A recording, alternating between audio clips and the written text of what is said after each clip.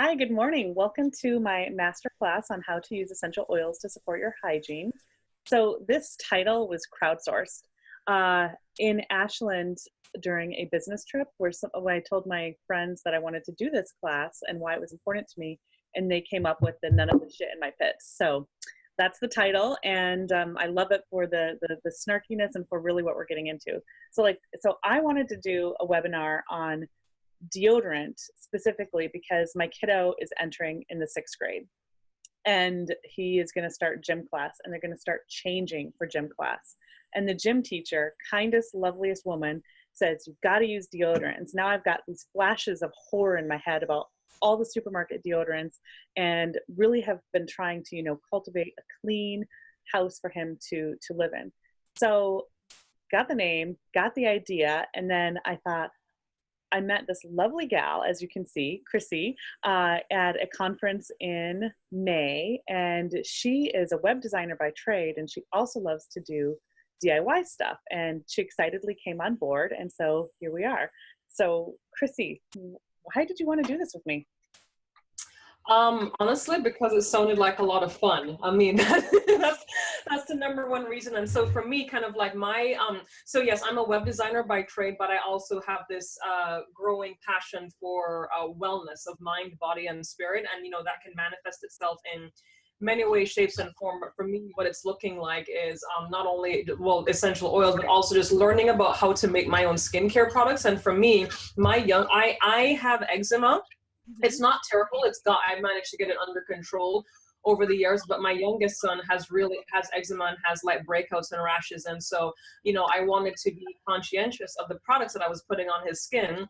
And even for me, I noticed a huge difference when I make my own body butter from scratch, and I use that because I got dry patches. I just have dry skin in general. And so when I use my own body butter, I noticed that my skin is a lot more moisturized, and I don't have like the ashy knees or the ashy ankles or the ashy elbows. Often when I use even a generic product even a commercial product like CeraVe, which dermatologists recommend, but it's not moisturizing enough for my body. So I loved it was a creative outlet for me, and it tied into my passion with wellness. But also, there's something that's just so empowering about like learning how to and actually making your own skincare products. And when I tell people are just like, oh my gosh, I want to learn how to do that. So it was a combination of like fun, creativity, passion, wellness, generosity, and I just love Michelle. She's awesome. So there you go. all the things. Yeah, they're right. Yes. So yes, I've been saying that, as the kids say these days. So I'm going to start sharing my screen and kind of go over some of these slides that I've put together. And then at a certain point, I'm going to stop, and Chrissy is going to take over and talk about some DIY products that she came up with. So this is us. So that I've been talking about essential oils, you, my audience, for quite a while, and that I teach people how to use them. And I've actually been talking about removing toxins and keeping a clean environment for more than 10 years now. I co-authored a couple books, and this really kind of goes right in line with all of it. I'm checking my notes to see if I miss any thoughts, so pardon me. So I also have eczema, and my skin will absolutely break out when it has any type of additives in it. So I've had to use, for longer than I've really been interested in this like really concentrated green lifestyle, making sure that my cleaning products, my shampoo and my makeup and things are as clean as they possibly can be. So, like in a bottle of laundry detergent, for example, they add so much other stuff. You're basically buying soap and water together. So you're paying for water when you go to the store with all of these fillers added, when really you just need soap, and it's really easy to make your own. And make sure that it's a clean, safe product that's not going to make your skin break out or exacerbate any dry skin from the eczema. And the same thing kind of goes in key when we're talking about deodorant, right? So our agenda, a quick history of wellness or cleanliness, kind of what it means to be clean, some tools that we all know to get us clean. And then Chrissy will take over and talk about how to do your own green stuff after we give a little brief overview of doTERRA. And then we will tell you how to get in touch with both of us. So what do we know about hygiene? Chrissy, what do you know about hygiene? Um, oh gosh, you gotta put me on the spot. Um, what do I know about hygiene? You know, when I think of the word hygiene, I think clean. I think of like body odor, how to take care of, basically how to take care of your body so that you don't stink. That's the first thing that pops into my head.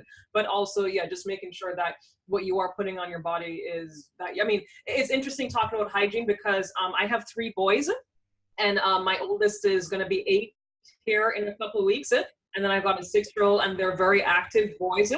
And so, yeah, when they're out after school and soccer, like, I mean, yeah, their personal hygiene is something that comes up like a lot more and more. And so it's something that's definitely been on my radar lately. And I have flashes of 5-10 years into the future when they're stinky teenagers, and I'm just like, oh my God. So yeah, that's kind of what I think of when I think of hygiene, is just like the body odor, and then my three boys, and having to go through that phase at some point. So yeah. And how like kids like exude stickiness. You tell them to go wash Yes. their hands and they're still Yes.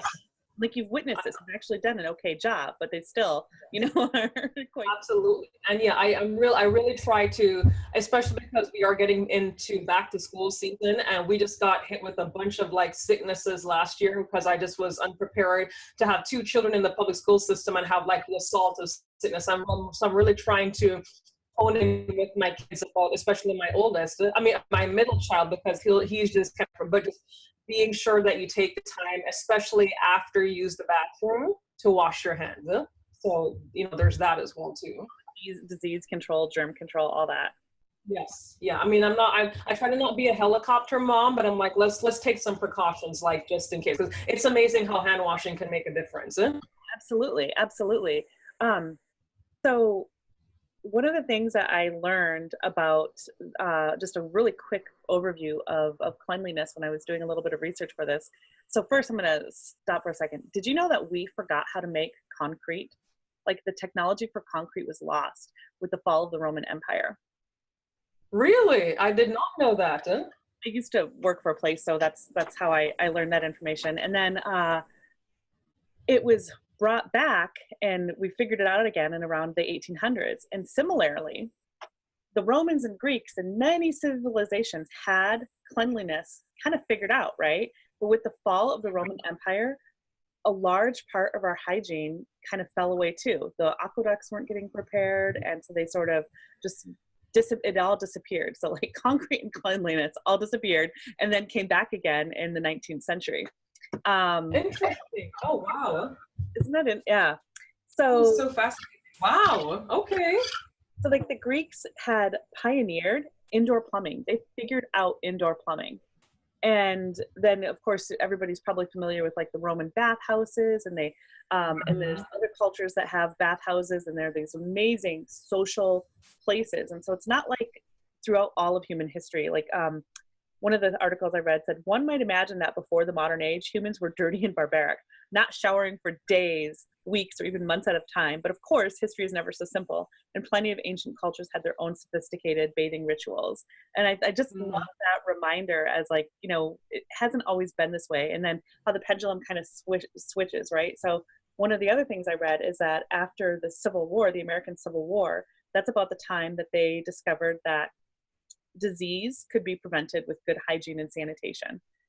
And so then it became like a progressive thing when they came back from the war, very democratic, to be clean. Yeah. Yeah. Wow. You know, it's interesting just, you know, talking about the history of like, so for me, I'm one of those people where I would strongly prefer to take a shower every day. And I try to, and I typically I'm pretty good about that. You know, every once in a while I kind of have a slack day. But my husband, I mean, just like, you know, back in the day, people never used to take a shower every day. They would go like every few days because, you know, it dries out your skin. I'm just like, that's great, but we're in the 21st century. I need to take a shower because I just don't feel good if I don't take a shower. I don't feel clean if I do. I mean, even yeah. So it's so interesting how back in the day, you know, a bath, it's almost like taking a bath or a shower was almost something of like a luxury, where now it's just something that's it's for the most part readily available to like almost everybody. So yeah. Mother, when he was in high school, for example, was in a lot of sports. He would sometimes say he would count and there was 6 of us living in one house with one bathroom. It was kind of a problem because he would sometimes take 4 or 5 showers a day. Wow. But yeah, so like Oh my. the pendulum, you know, it's like we still have some of us, like I don't always shower every day. I'm okay with a shower every other day or so. But that clean feeling you get when you kind of schlep off all the sweat Oh man. and that you've encountered, or like if you've been gardening or whatever, for sure.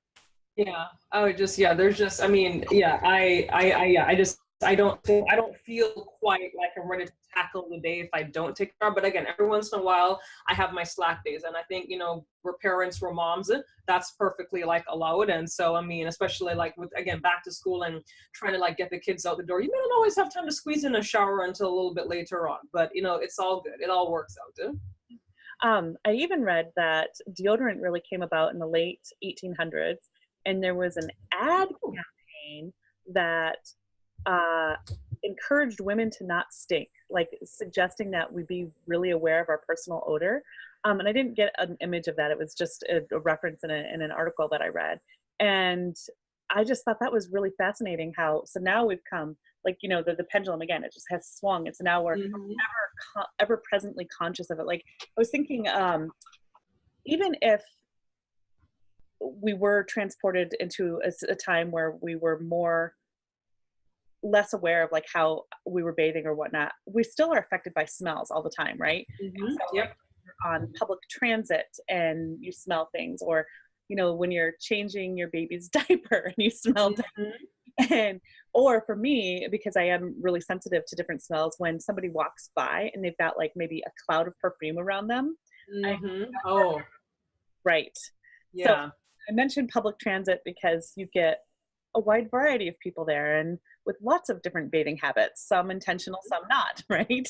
And so just these things that sort of pique our noses and are like, oh my gosh, what is that? And you're polite maybe or whatever, but so what does it mean then to be clean? And I think it really, for me, I think it really comes down to more or less germ free, you know, good balance of good and bad bacteria maybe, more or less smell free. And I mean by smell free, I mean, you know, you're not insulting people with your odor as you walk through. And then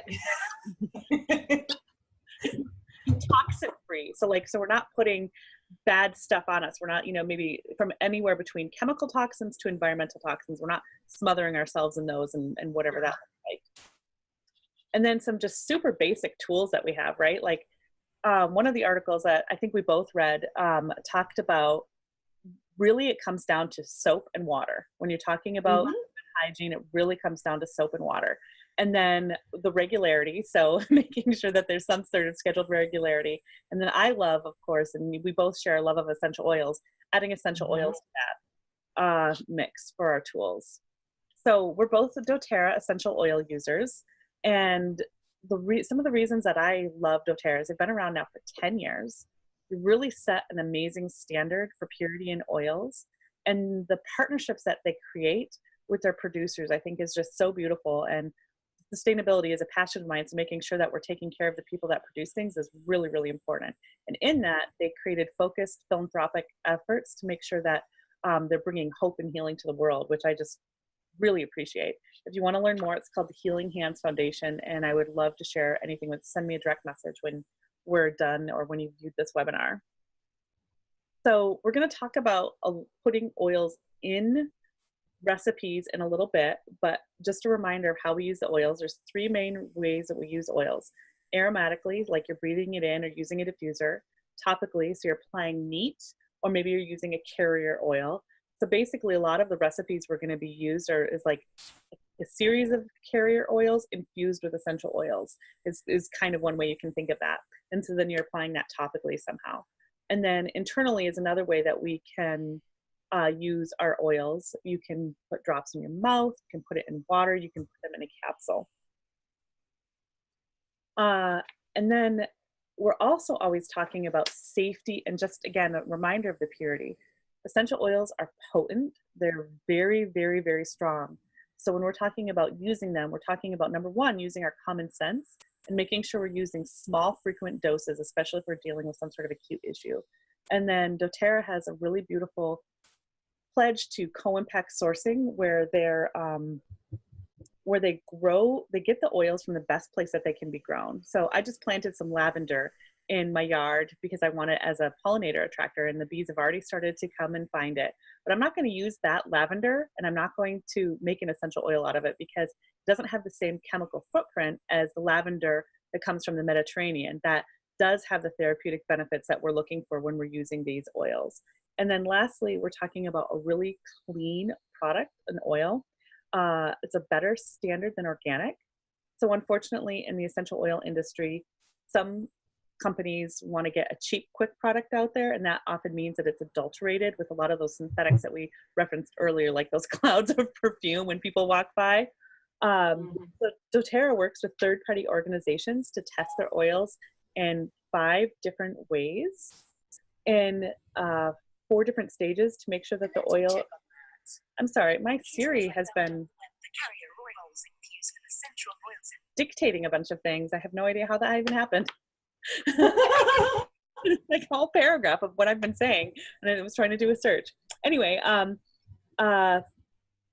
different tests in 4 different stages, and they do that so like when the oil is harvested to right before it's shipped to make sure that it's the same oil is bottled as it is harvested. And I'm checking the time here, so I want to make sure that we have plenty of time. So there's my bit, and now I'm going to pass the baton over to Chrissy, and we'll talk about all these great DIYs. Yay! Okay, I'll just go ahead and start.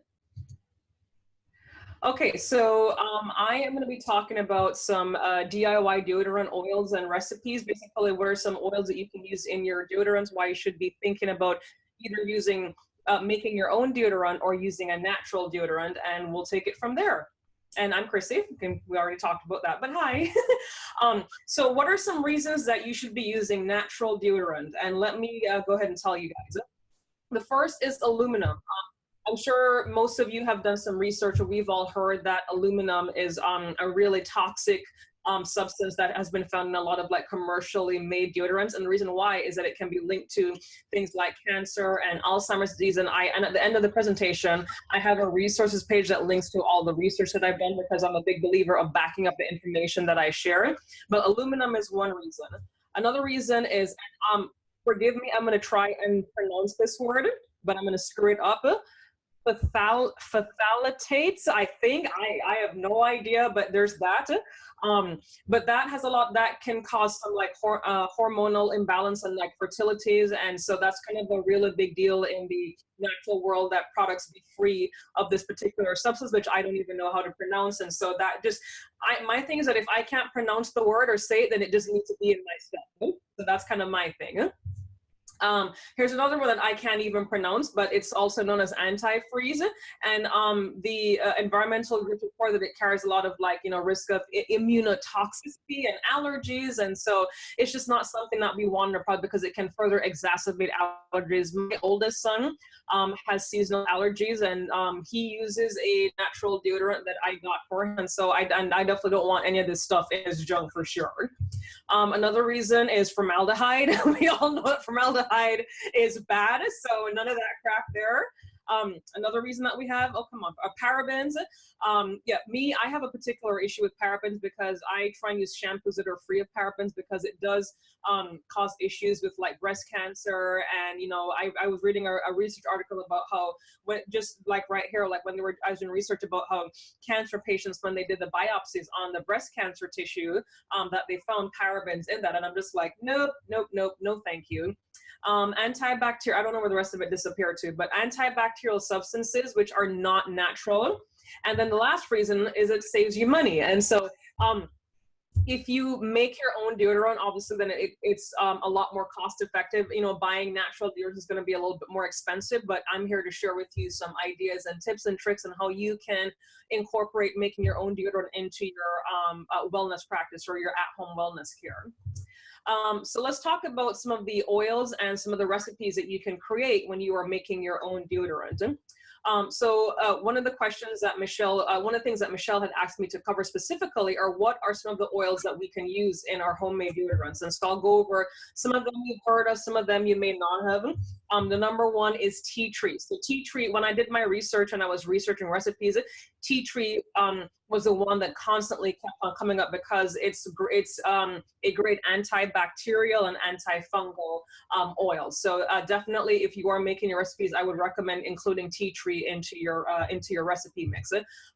Lavender is also great. It's also antibacterial, antifungal, but it also can help. If you're like me, where your skin gets irritated really easily, lavender can kind of help to calm that down. Rosemary is also a really great potent, like antibacterial one that you can use in your deodorants.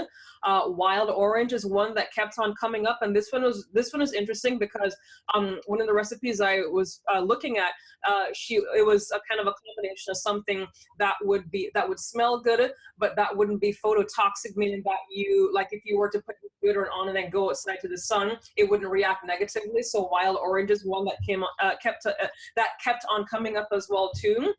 Lemon, which is phototoxic. So if you do lemon in your deodorant, I would recommend maybe saving that for the winter when the sun isn't as prevalent. At least we're in Oregon.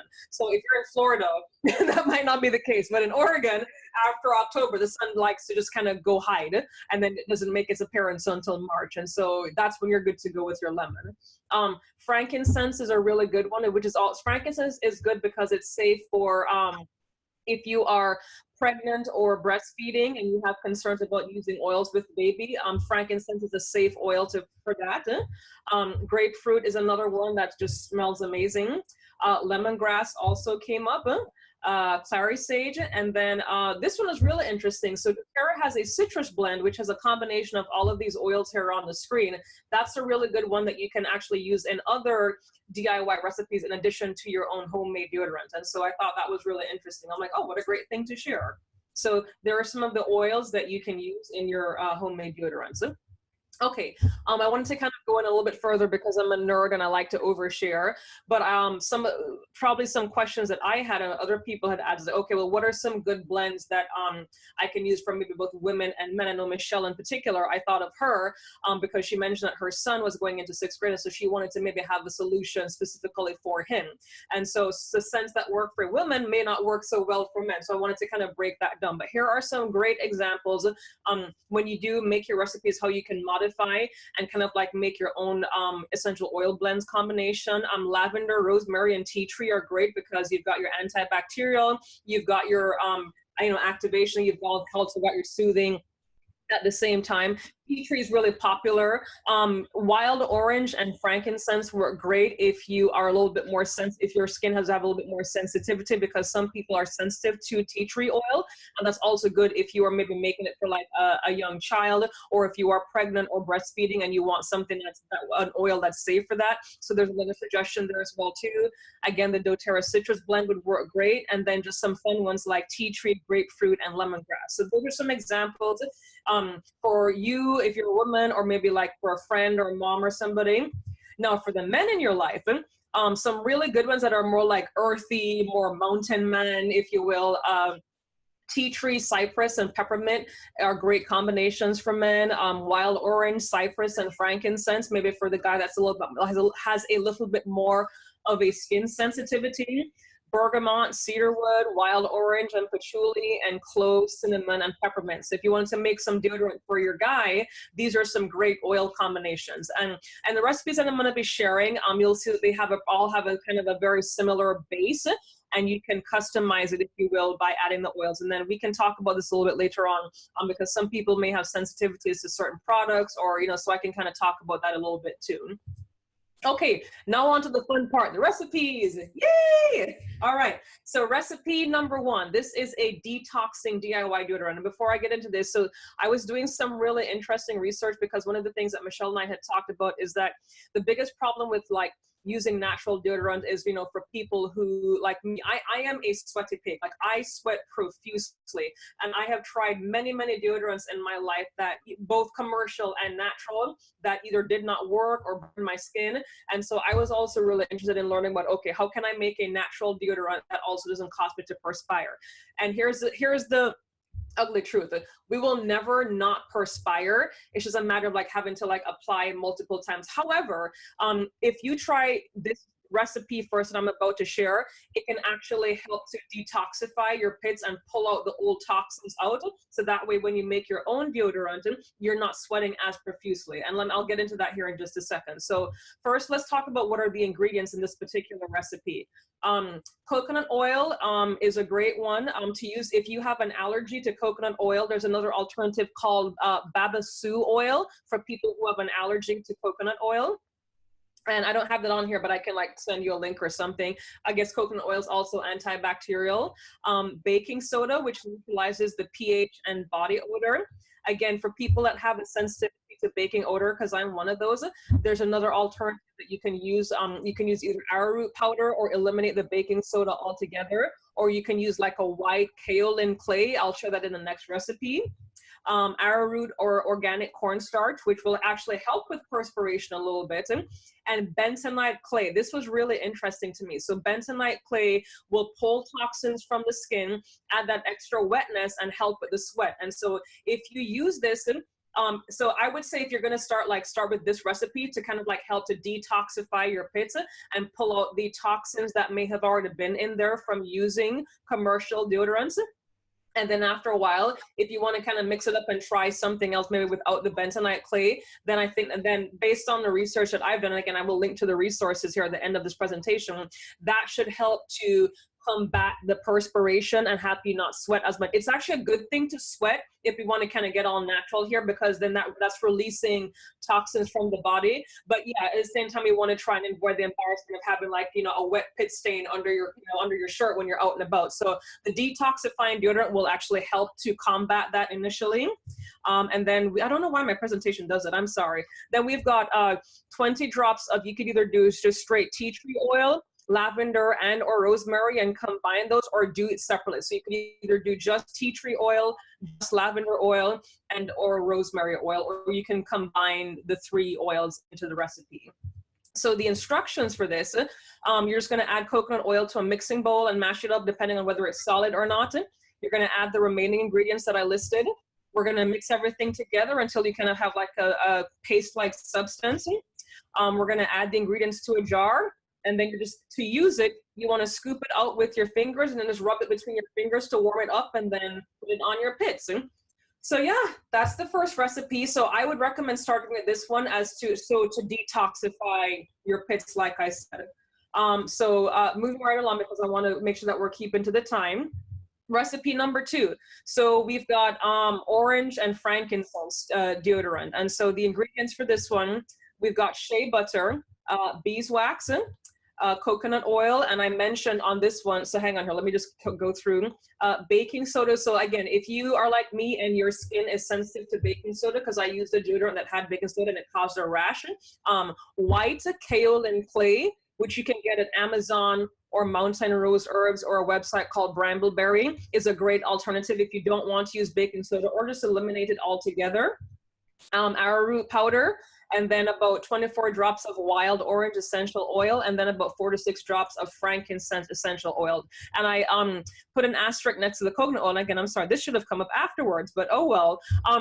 If you really want to get like the full benefits of like making your own natural deodorant when you're using coconut oil, really best, and as I've gone on my own DIY skincare adventures, infusing oils with herbs, really kind of like we're using the benefit of the earth's natural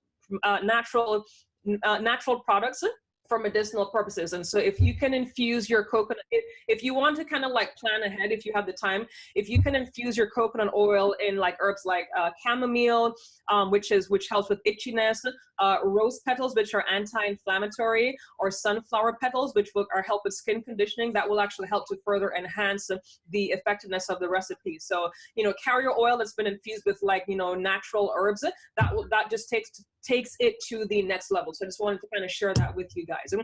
As far as the instructions, so this one's a little bit, oh, hang on here. There we go.